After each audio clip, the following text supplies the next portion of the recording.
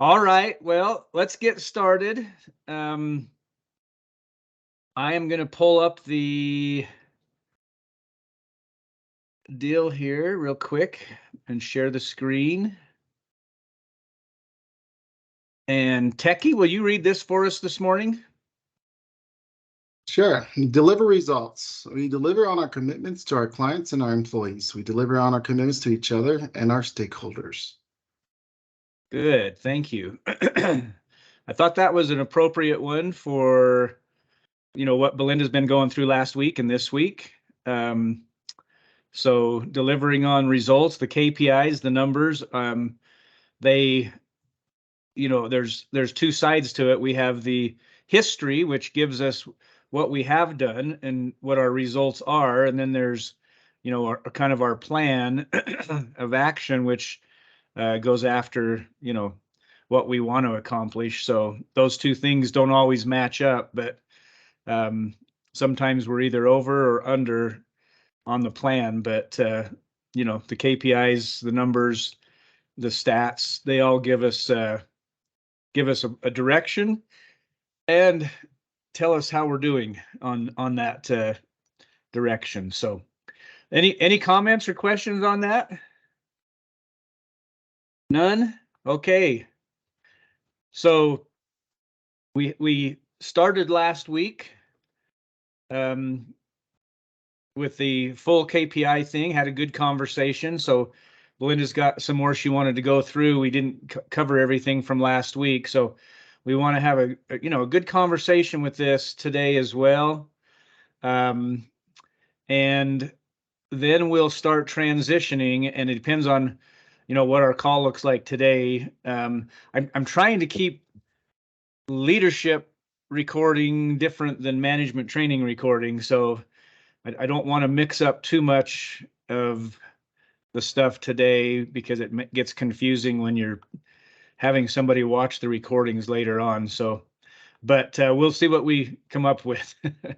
So Belinda, it's all yours. You can share your screen, whatever you need to do. All right, I'm sharing. So we just came short of finishing up the P&L last week. Just a couple more things I wanted to point out on that. If you may recall, I don't know who wasn't here last week. Hopefully you did see the recording so that you're not coming in cold in the middle of the conversation. But we do have certain key things on the P&L. If you may recall, of course, we have revenue, we have COGS or cost of goods sold. That's your temp expense. You've got your gross margin, which is your revenue minus your temp expense. And then you have your SG&A. That is the selling. What's it again? What's that again? What's the SG&A again? It's salaries, general admin. Yeah. Well, selling, general, and admin. Selling, general, and okay. Then you have your EBITDA, which is your revenue minus the sum of your COGS and your SG&A. That gives you your EBITDA. And that's where we're at. That's where we wrapped it up. So my question is, who can tell me again what does EBITDA stand for?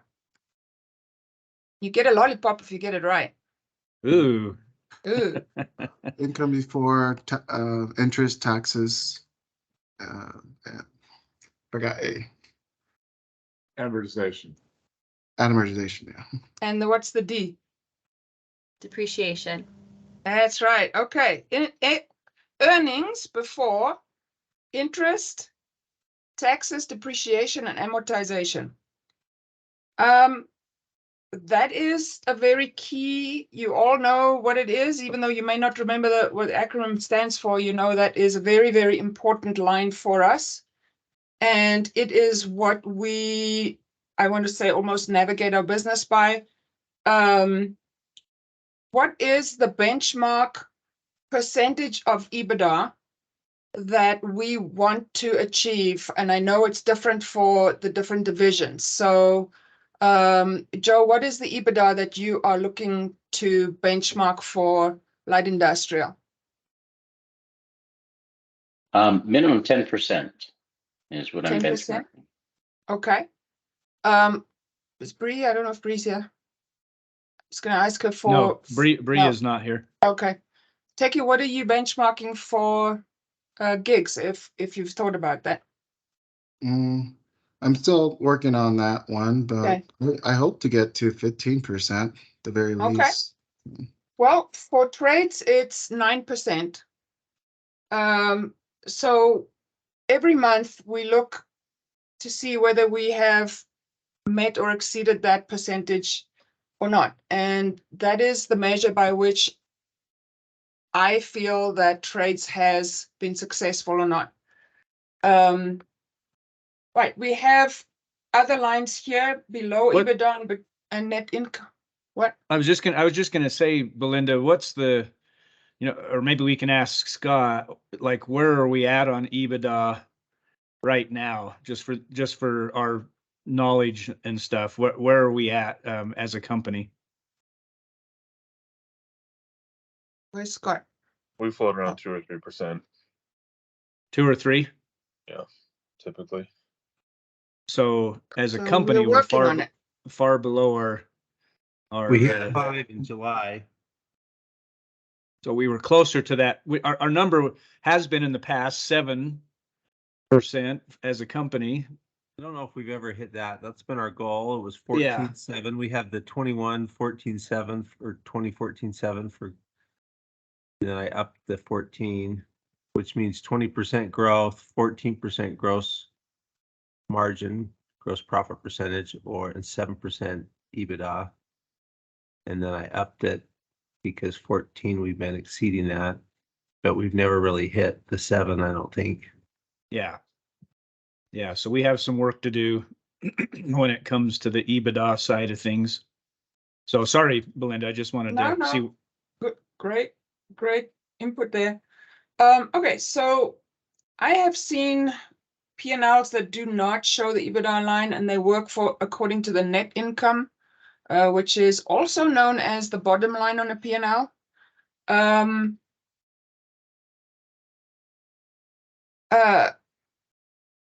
What is the difference between gross profit and net profit? And this is my last question on the P&L.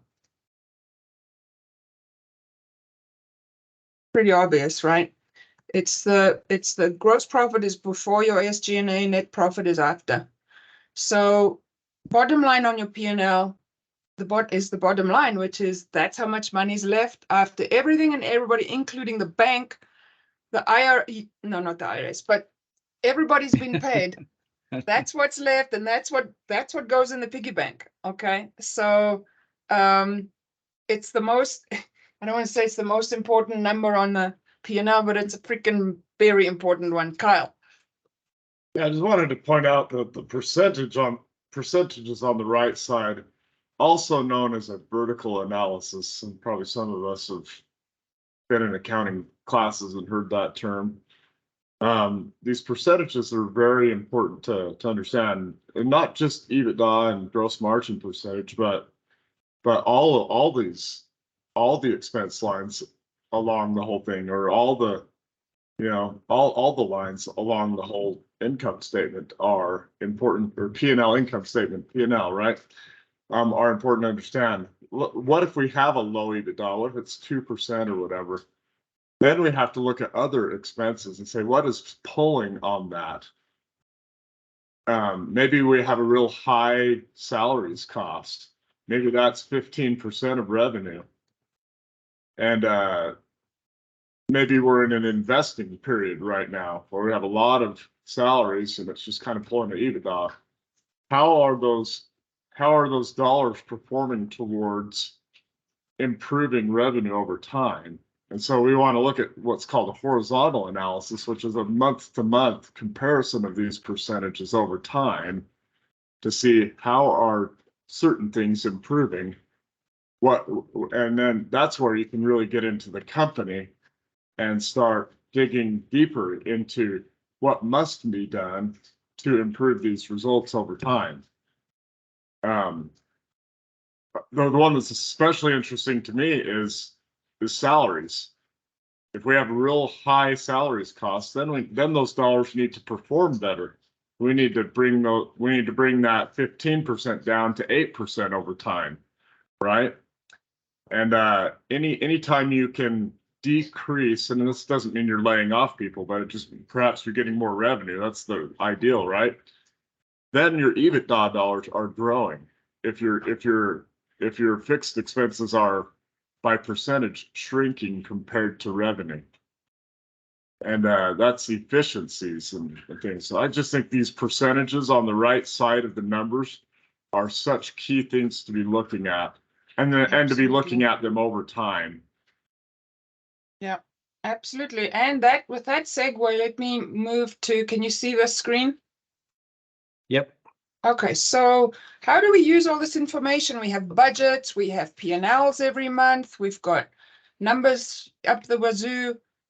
Well, this is how you can use those numbers to see whether or not you're on track, which is you compare what your budget is for the month versus what the P&L is that was published for that month. You see whether you're ahead of the game or not. And if you're ahead of the game, the question is, well, that's fantastic. Why am I ahead of the game? What changed? What's different to my my projection that has enabled me to get ahead of what I anticipated getting? And it can be, you know, maybe it's just the economy. Maybe you got a new client that's billing a lot of hours. Maybe you know, it's peak season picking up. Maybe it's better than what you anticipated. Maybe it's not. If you're behind, why are you behind? And so on. And you try and figure out what you need to duplicate, if possible, to again have the same result of exceeding your expectation. Whatever is possible for you to redirect your ship so that you can, again, the next month, have the same excess to expectation is what you want to try and push for. Does that make sense? Okay. Yeah. Of course, the same is true for the opposite, which is if you fall short of your planned sales, whatever this is. In this particular one, what I have are the cost of the total sales cost of goods, gross profit, operating expenses, EBITDA, and net income. I don't have the detail available for all the other stuff in between, but that's okay. These are the numbers that we live, breathe, and die by. So the question then is, why did you fall short? Why did you not meet the total revenue planned? Why did you not, as Kyle was talking about, what are your total SG&A? What are your total expenses? What's the percentage there? You know, which is this line? Is it, look at this one for trades. I figured that 2023 in April, we were going to have an SG&A percentage of 9.8%. It came in at 14.4. Why is it so high? Well, this is why it's so high. Look at this deficit. My revenue is much lower than what I anticipated it was going to be. So obviously, because this is a calculation, it's a formula based on percentage and the difference between revenue and operating expenses. It's much higher. So, Okay, Belinda, yeah. what this is good because you know your stuff. Why were your revenue numbers lower? What do you think caused that? We misjudged the economy.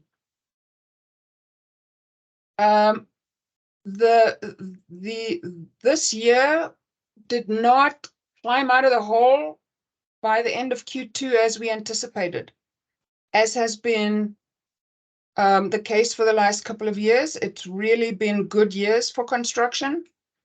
And so I planned along those same lines, hoping that we would have the same kind of growth by the end of going through Q2. it was much, much slower. In fact, it flatlined a lot. And I had another factor that was a major factor, which is my sales team was not stable and not consistent. I had changes in the sales team. Sales lost a lot of momentum. And if you don't keep the funnel filled, then it slows down and you see it in the numbers. And there it is, voila. So those are my reasonable explanations for those two things that we've just talked about. But this is Yeah. how you use the number. Yeah, thanks, Carrie. Maria's got a comment or Oh. question. Go ahead, Maria. I have a question. So when you're putting together your estimated for like the new year, how are you pulling out those reports? Because you said it was a bad year for the construction industry. So how do you know what the industry is averaging? You must read. There are lots of economists that predict the economy. There's all sorts of information out there of people that are telling you what happened last year, what the trends are, what to expect this year, where do they think it's going to go in the next 5 years. So there's lots of information out there, Maria, that we need to be aware of and need to stay abreast of so that we're aware of what's going on, so that we can make good plans. Yes, Okay. Joe. Yeah, good question, Maria. Yeah. And that's a great answer too, Belinda. The one thing that has helped me is our historical trends.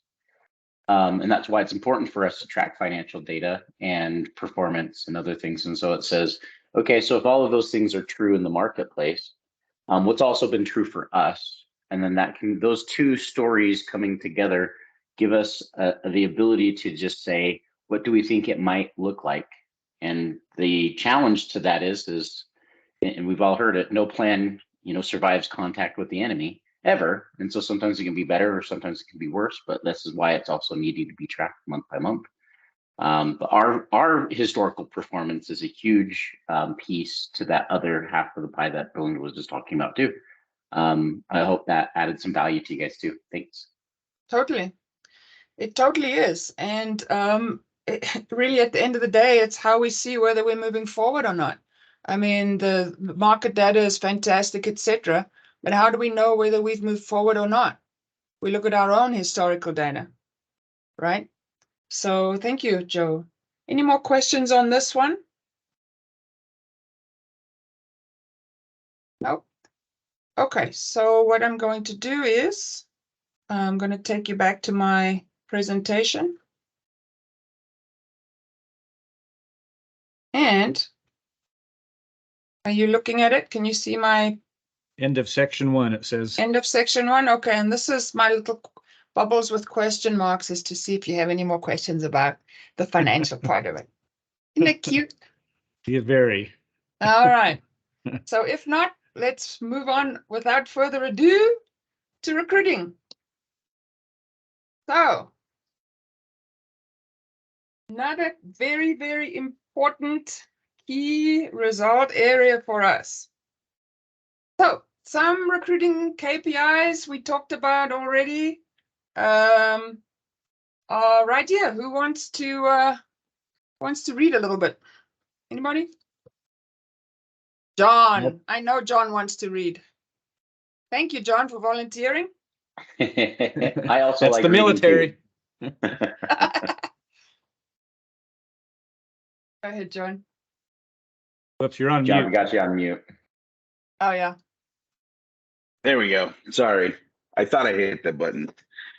Some recruiting operations KPIs, recruiting, total open orders, fill ratio, total AOA or NDH placements, hours billed, unbilled hours, average hours per AOA or, average bill rate per hour, number of active clients, recruiter productivity, that's number of assignments filled day or week, and number of new hires, interviews, etc.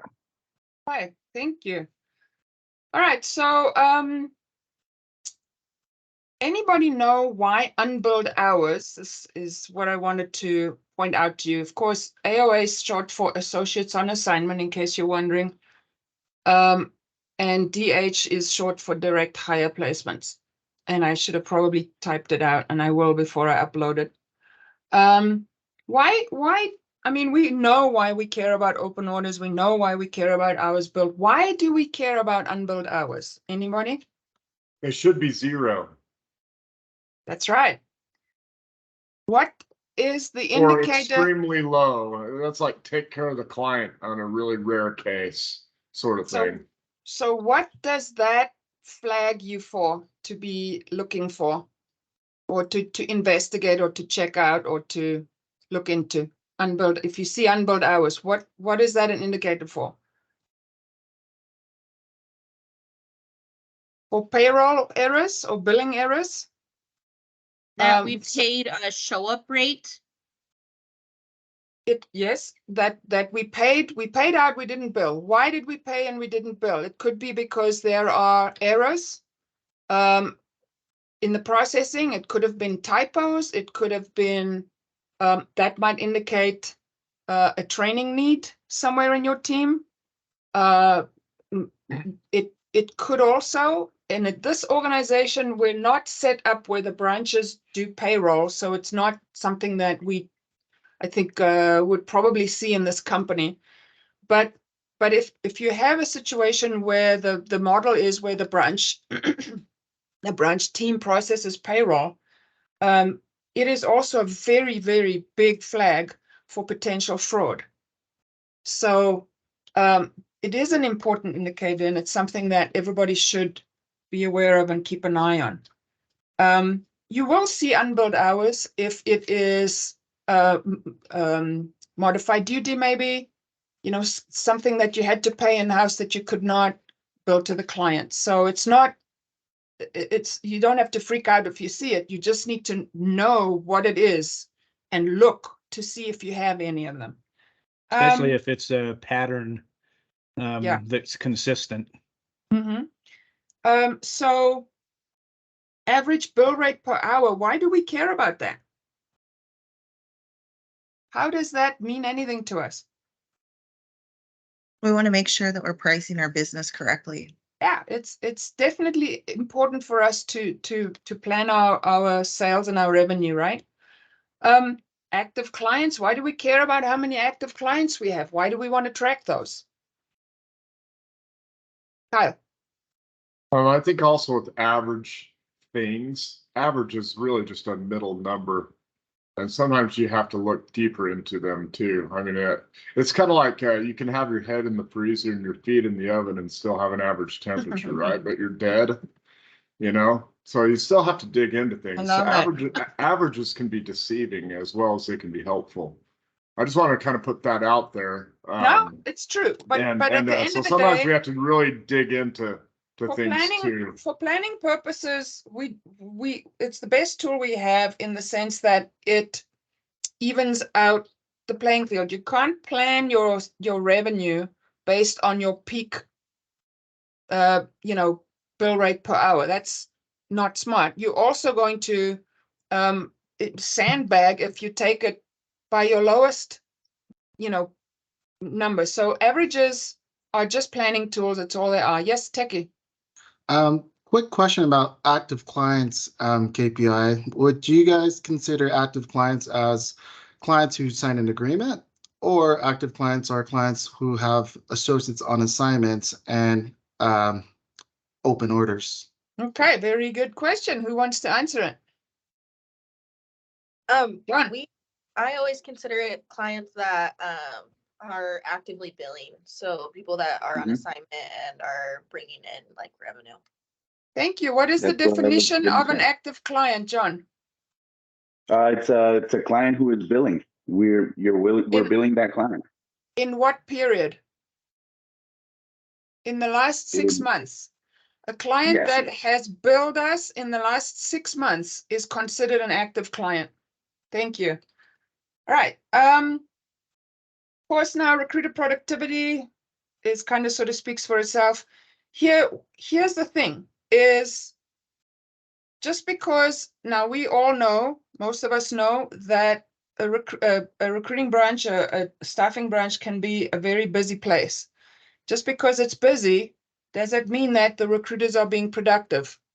And the answer is a very resounding no, because there is so much noise, not just audible noise, but stimulus noise in the branch, that your recruiter can literally run their butt off all day long and get nothing done. So it's critical that we track the productivity at the recruiter level, because if we don't, the weeks can whiz by and nothing can happen. So time management, of course, goes with that. And here's the very important message that I want to share with you, which is, people who have worked with me know this term, revenue generating activities. What does that mean? Anybody? Your recruiter must focus his or her time not on anything, on revenue generating activities between the hours of 9 a.m. and 3 p.m. Revenue generating activities versus clerical or admin or back office work. Belinda, That stuff. Yes, sir. I put it in that same category, which I like your term, but I also use the mindset wise. It's the difference between urgent and things that are important, so your revenue generating activities are the important things which should be done first. And then, you can look at urgent things later. Urgent things will always take our time away and really take The us quadrants, nowhere. yeah. So you have to You've got- focus on Yep. important things. So Stephen Covey principles right there. Yep. Fantastic. Yes. Thank you. So what are revenue generating activities? Well, those are the things that put gas in the tank of the diesel in the engine of the ship. It's the interviewing, it's the sourcing, it's the hiring, it's the processing, it's the putting on assignment, it's the calls to the client to see if they need any more people. Okay, those activities generate revenue at the end of the day. And in your prime business hours of the day, you must focus, you must make sure that your team focuses on doing those things, because that's what's driving your thing forward. If they get distracted with TempWorks admin and, oh, we have to upload these documents into the employee folder and we got to do this and that, it completely stops the momentum of your business. It completely distracts your recruiting team, and it's a waste of very important time, which is the 9 to 3. So that's why we want to track recruiter productivity, is to help keep our recruiters heads above water, basically. Okay. Any questions on that or comments? No? Okay. How do we get all of this stuff? Well, there's a whole bunch of reports in TempWorks. Some of them are completely ridiculous. Some of them are more helpful. There isn't a single one of them that I found in TempWorks that actually gives us everything we need. But, there's a plethora of them. Over the years, I've navigated through them and found the ones that are most useful. I thought I would just list them for you here. I'm just going to flip through some of them as an example, and then I'm going to stop here at the recruiter scorecard. I want to talk about that for a minute, the sales analysis and the ops summary report. So let me just show you some examples. Is this full screen? Do you want me to make it full screen? it's pretty good sized already. I can see it. Are you guys good? Can I leave it like this? Yeah. Yep. Okay. So an example, of course, very simple and straightforward, is an assignment register. This is obvious. It's pretty self-explanatory. Why we want to know what's going on is who's where and how many are out there. The next one is an open order report, also pretty obvious. You can figure out how many, what are your opportunities per branch. and what your workload is. You can pull these reports, both of these reports on a daily basis for a snapshot. You can pull it on a weekly basis if you want. Does this replace the whiteboard that usually sits in the, in the old offices?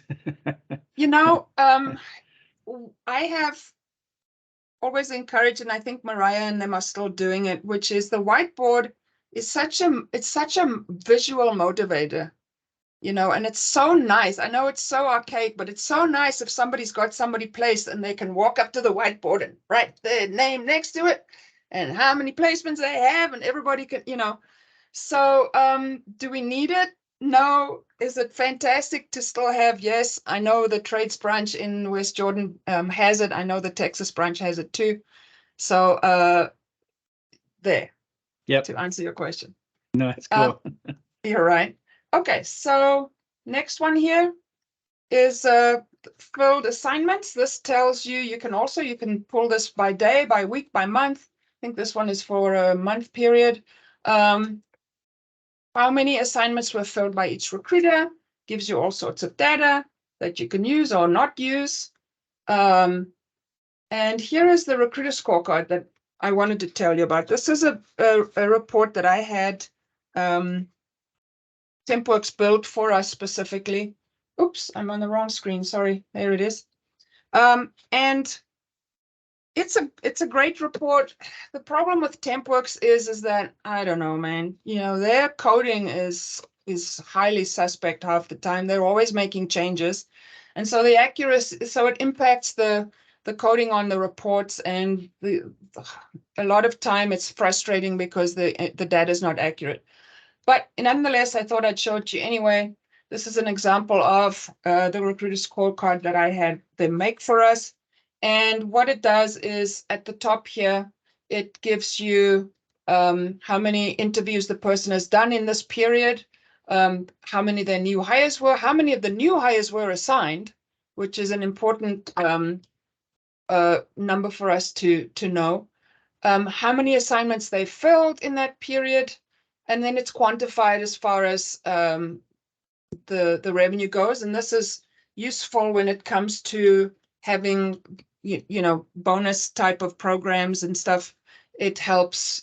It would help you to, depending on how your bonus program is built, it would enable you to compensate per recruiter if you wanted to. Down here, you see these gray ones, interviews, new assignments. Now these all have drop downs. I just dropped down these two because of, how long it would be for this, couldn't come on the screen. But you could, on the real report, there's a plus sign next to interviews, and you can actually drop it down and it'll tell you exactly who was interviewed if you wanted to know. So in this case, I dropped down on the new hires. These were the actual new hires. And of those new hires, these were the ones that were assigned. You can then drop down on unfilled orders down here, and total EEs on assignment paid as well. So, Belinda, Kyle's got a Kyle, go question. ahead. Yeah, there's also the recruiter productivity report. I don't know if it's mentioned here, which is a real-time report. Yeah, no, I don't have that. Yeah, and it's nice because you can see at any given moment, you can just run it for the present day and see where interviews and placements are happening. Really good leading indicators for productivity. This one's nice because it's got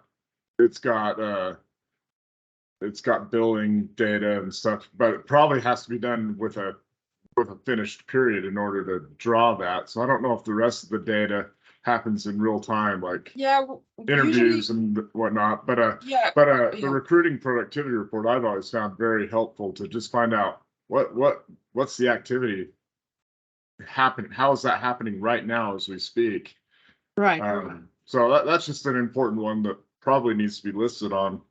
And we have message productivity. That's one form of it, but there's also just another one that's just the basic productivity report. It's really good, helpful. Yeah. So just to add to Kyle's comment here, the ones with the asterisks are typically ones that would be useful for you to run on a daily basis.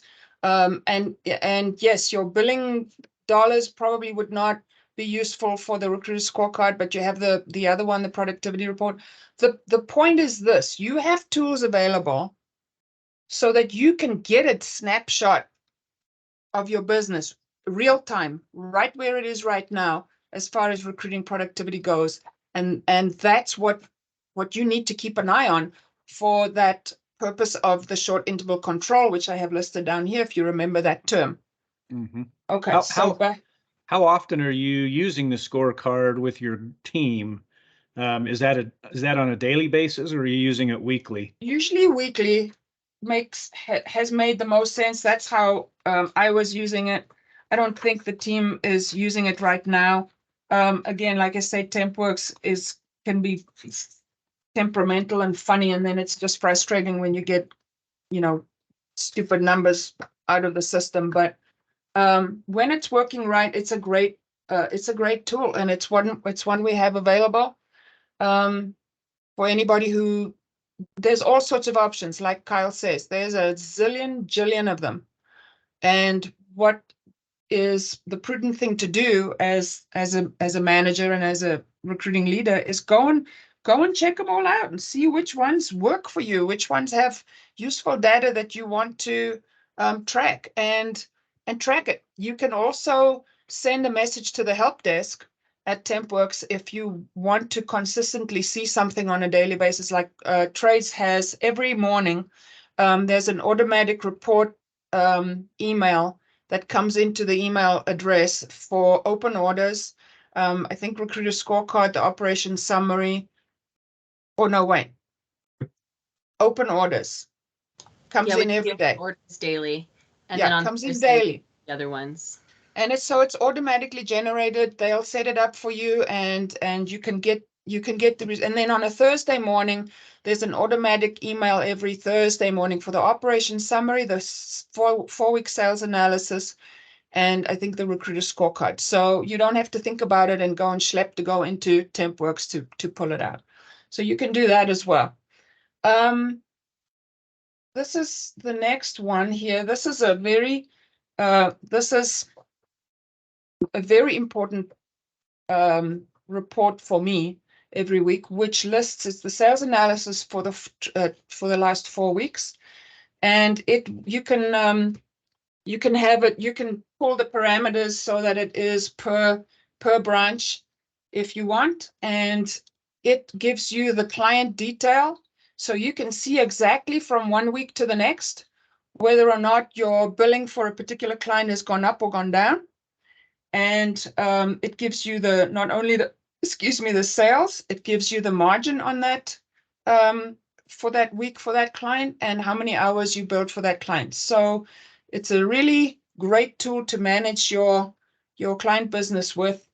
I've highlighted just a few things here. For instance, Harting Industries here.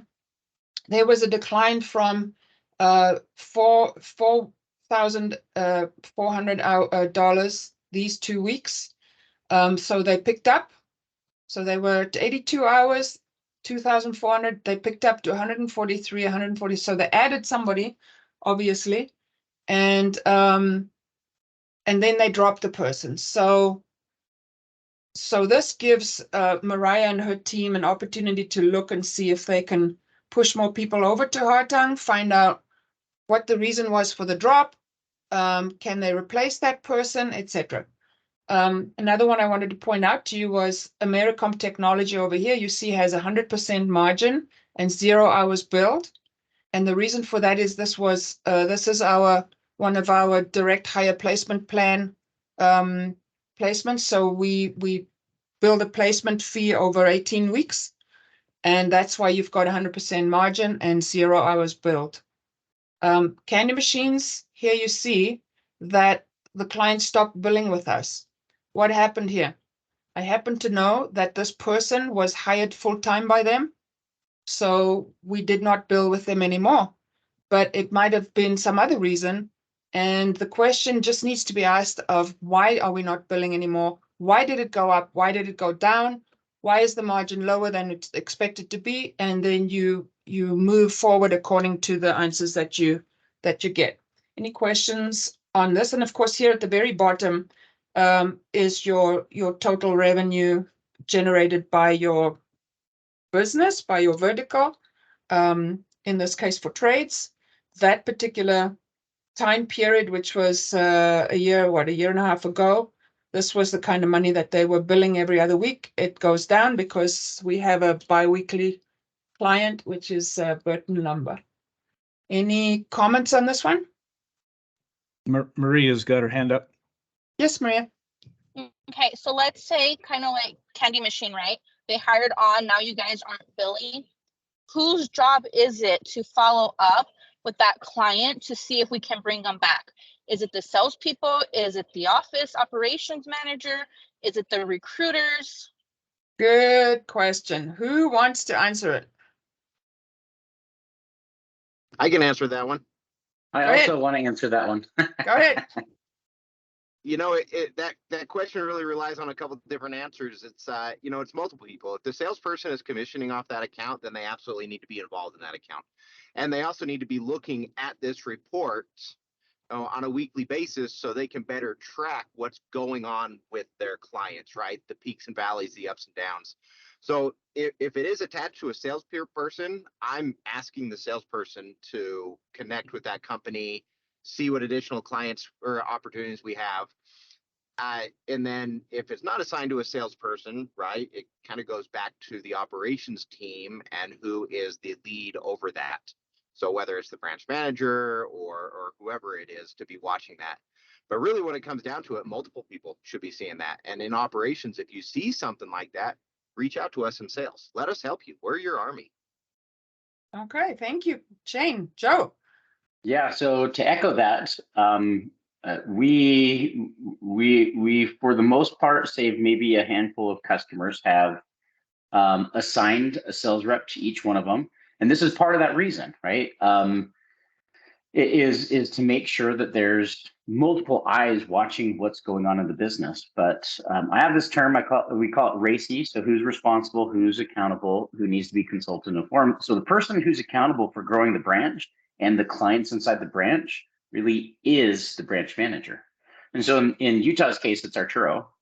And that means that he is watching these numbers and is focused on making sure that each one of his clients is growing. Now, that's just one person. And so there's a lot of people on that team supporting him and the branch. And so that's a salesperson that's supporting him. That's recruiters that are supporting him. And that's account management that's supporting, those things. And so the bottom line is it's not just one person's job.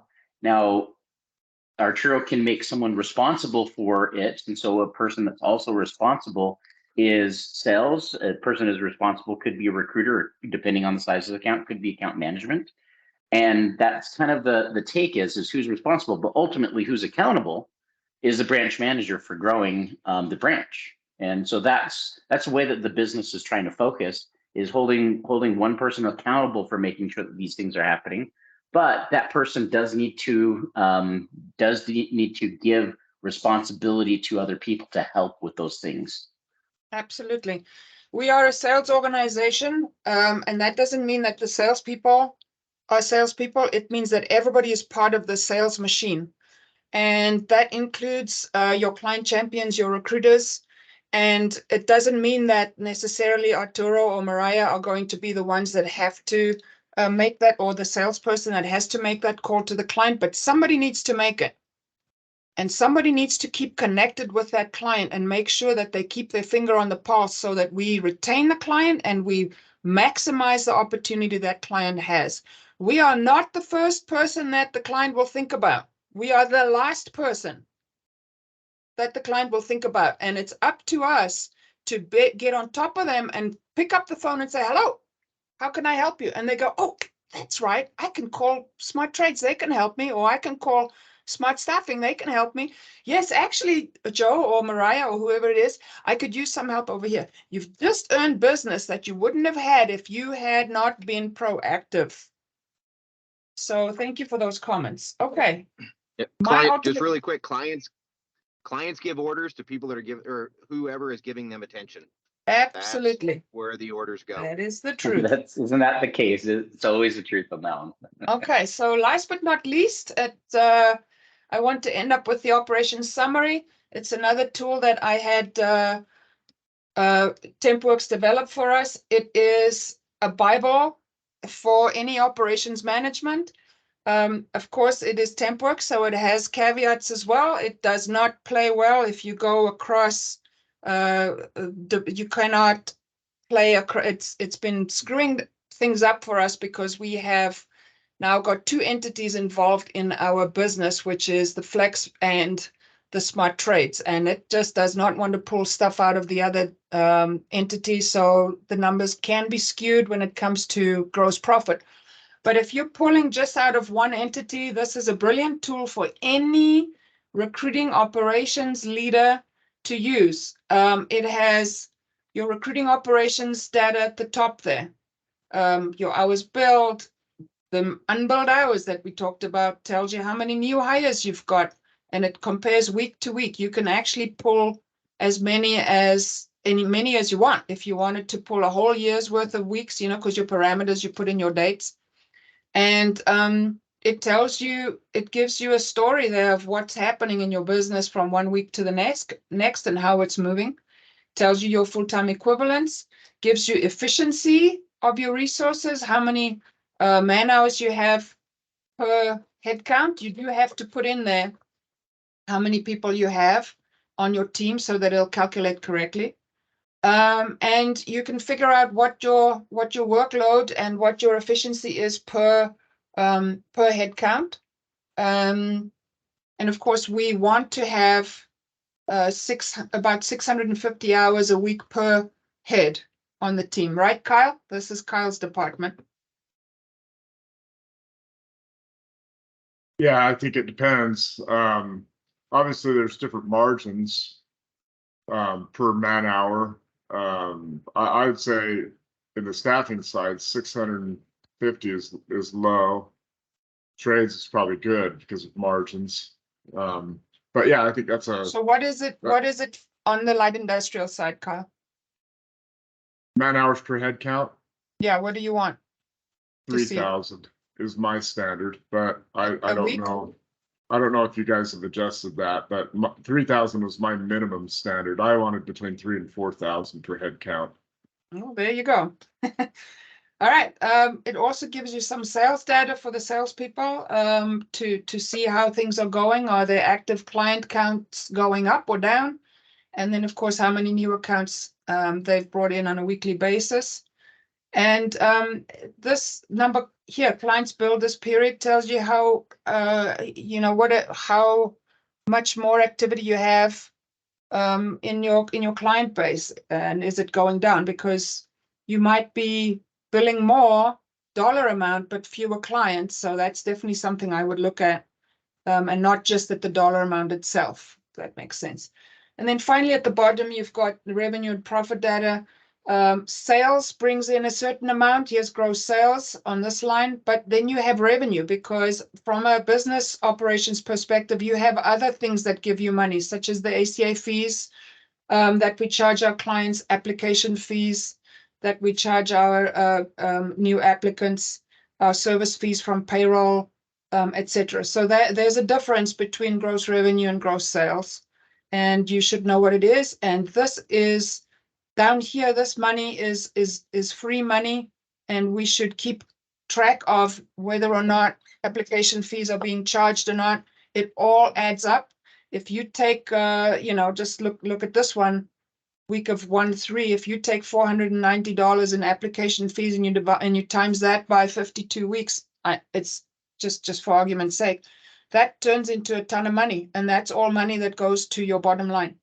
So don't be negligent in watching your back office dollars, because they all add up. All right. Any questions on that? End of section 2, recruiting. Woo!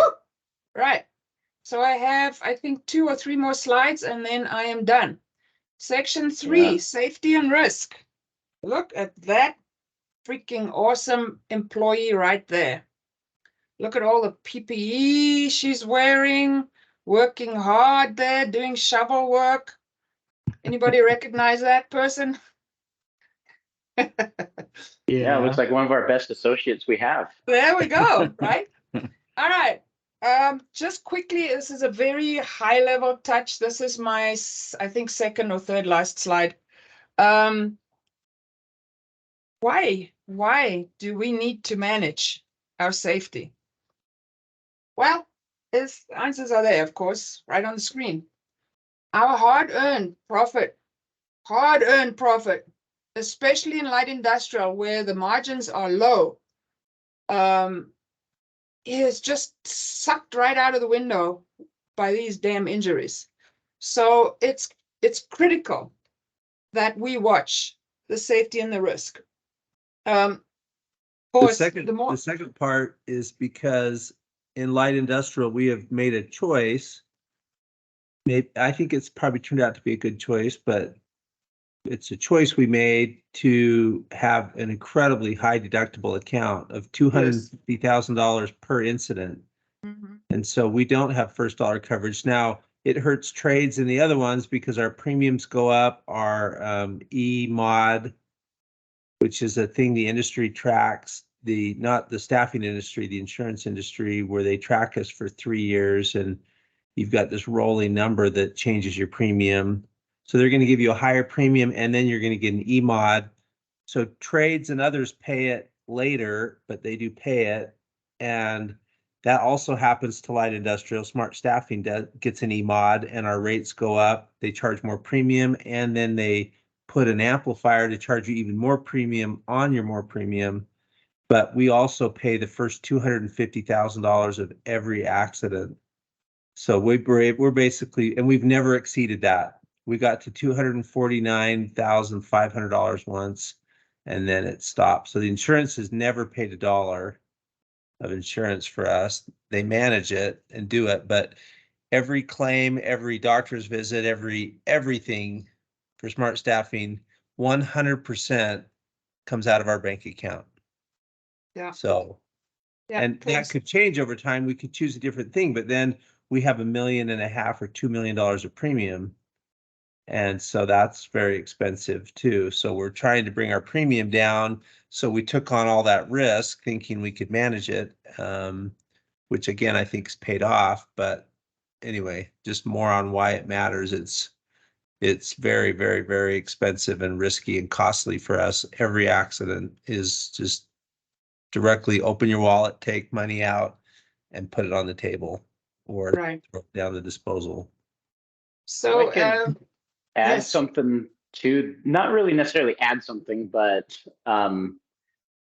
Shane and I have had this conversation. I think even Kyle, I probably haven't had it with everybody, but an interesting one that Shane was sharing with me the other day is in other organizations that he has been at, and very recently. And Shane, if you remember the conversation about how our rates, our workers' comp rates are significantly different than other companies. Would you mind sharing what you were sharing with me regarding that? It is. That's one of the hardest things when we go out and we sell as clients, when we go out and do cold calls, and this happened all week long in Texas. What are your rates? What are your rates? Well, we can't as salespeople just go out and automatically be like, oh, you're going to be at a 35% markup. Because the worst thing we can do is give them just a blind rate, and we go back and pull our workers' comp and find out that our workers' comp code is astronomical. Now we have to come back to the client and say that it's going to be 45%, right? 55%, depending on what the work is. So, I mean, there's pros and cons when it comes to us being kind of that self-insured, that high deductible, but our rates are really good. Like, we have probably the best rates that I've seen of any organization that I've been into, which is great when it comes to sales, because we can be competitive, not give the business away. That's the last thing we're going to do, but we can definitely come in and be competitive where we need to be. I don't know if that answered your question, but that's what I was thinking about. Just trying to give the other pro con to it. And thanks so much for letting us add that. I know we're close on time. I just wanted to make a comment really quickly. This is just one of perspective. Let's say, because of our deductible, what if we had a $10,000 accident? That's a pretty serious accident. how many man hours do we then need to bill to make up for that? That's if you had an average of $3, we're so thin margin, we might get $3 per man hour, $5 per man hour, and now you have to bill 3,000 man hours just to make up for that accident, just to get back to zero. Gross profit level, Kyle. Not Yeah, it's at the gross profit level. Yeah. So we're making 5 cents an hour. Probably. Yeah. So it's just money right out of the cents. Just big money right out of our bottom line. And then to make up for it, we have to bill a ton of man hours just to get back to zero on that. And so it's just a huge deal. And, we need to appreciate how thin margin we are. Yeah. So, Yeah. All right. Especially in Thanks. staffing. Right. Thanks, guys. All right. So just to roll down this slide, our insurance comp rate, work comp insurance rates will go up if, like in Trades' case, because we're a first dollar policy, the rates go up, and we've seen that, and it really hurt, and it's coming down again, and that was caused by not a lot of volume in injuries, but it was because we had I think 2 indemnity claims, and it just beat us up big time. And those rates go up for 3 years before they come down again. So it's hard. It causes our bill rates to go up because, just like Shane said, our costs would go up or go down. Of course, there's a huge risk of litigation, especially today. It's definitely a concern. And if it's a really bad situation and somebody perhaps dies or whatever, there is a chance of the company closing its doors. I've seen this happen over my career. I'm sure some of the other old timers have seen this happen as well. And it can literally put you out of business, and then we don't have jobs. So that's not a good place to be. All right. I don't know if you guys, if you saw the news at Utility Trailer this week. There was an accident. One of their employees were killed. Yeah. Well, that's definitely not something that we ever want to have happen on our watch. Ever. Not ever. All right. So just to add to what Ted did mention earlier, the EMR, they've got 3 different terms for it. Another one is EMR. We want to be a 1 or less is where the insurance companies want us to be. It's just a calculation of risk. It's a risk assessment. But it is something that some of you may have seen that bigger clients want to know from you. They certainly ask for it always in trades when we're doing owner control insurance projects or contractor control insurance projects. It's one of the first things they want to see is what is our EMR, what is our EMOD, same thing. We also look, of course, at number of injuries and the types of injuries, see if they're high or low per client, see if there's a trend per client, and what that trend is. Are they first aids, treats and releases? Are they lost time, or are they indemnity? And those must push us to take action accordingly. So yeah. I don't know, Kyle, if you have anything else you want to add. This is my last slide on safety and risk. I guess the one that says Kyle's data. Yeah. What that Kyle refers tracks to. it. That's an OSHA thing, and so one measurement we do is for every 200,000 man hours worked, how many injuries occurred in that, and our industry average for light industrial is about 5, and so right now we're tracking around 4. We're doing pretty good. Which really ultimately shows that there's a little bit more discipline in our safety, but that doesn't really give us a dollars amount. But what do those injuries cost us? But it is a good discipline measure to have, and one that OSHA tracks. And there's an insurance one that's kind of more of a dollars standard that they use. That's really the one they use. They don't use the OSHA one. Yeah. So we use the OSHA one. That's great. But our insurance companies, the people that we deal with and buy this stuff, they use a different one. Yeah. And if I could get that data week to week, that'd be awesome. But I can only get it from them on an occasional basis. So. Mm-hmm. But just these are just things to track so that we can adjust quickly. You know, if we see our discipline slipping, we need to really pick up the trainings and attention, and otherwise it just slips. Yeah, sure does. Got to keep your eye on that ball every single day. All right. Any other questions on safety and risk? Then we're off to So let's my wrap up for the day. What have you got left on your presentation? This is it. Is it just Share. kind of- okay. Yeah. Share your information with your team. It empowers them. It builds their confidence. They feel valued, and very importantly, they buy in. You get employee engagement. For those of you who have been reading these books, this is something that they talk about all the time, and what a challenge it is that employees are not engaged. And this is how you make them feel that they are part of your business. And this is how you will be successful, is by engaging your employees and making them feel that they are important, because they are. Your business does not succeed without your team being engaged and being bought in and being aligned with what is important to you and to the company. So with no further ado, thank you. We are concluded with this part of the training. Yes, Shane, you had a comment?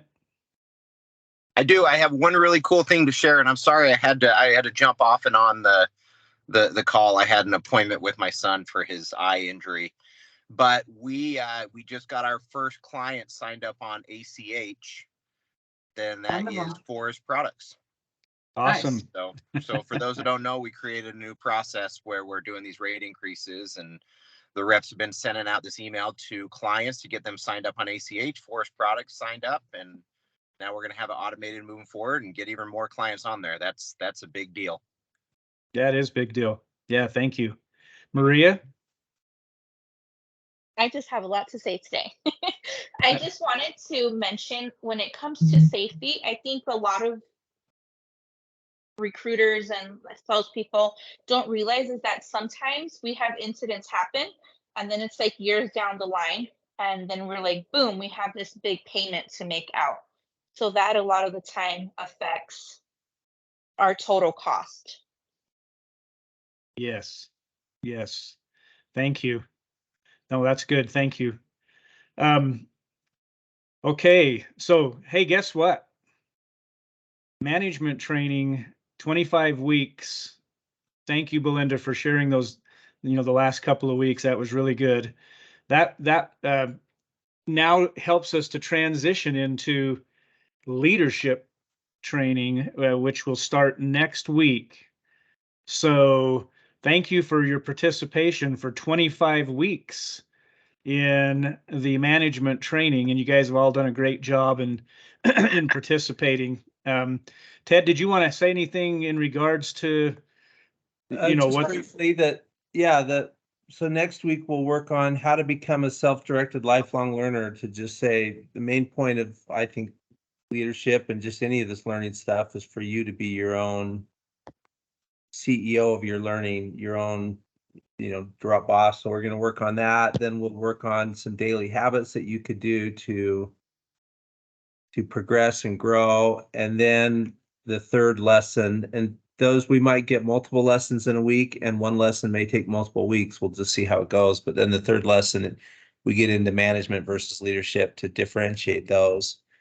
And then I think right after that, we just jump right in and we start talking about leadership development. And I think that's more probably when that Simon Sinek video fits, which is the difference between being an employee and a manager and a leader, and what's the difference. And then from then on, we're just doing leadership stuff like leadership traits, leadership skills, leadership ideas. And, there's not leadership is less tangible than management. Management's pretty clear. It's like, this is how you deal with risk.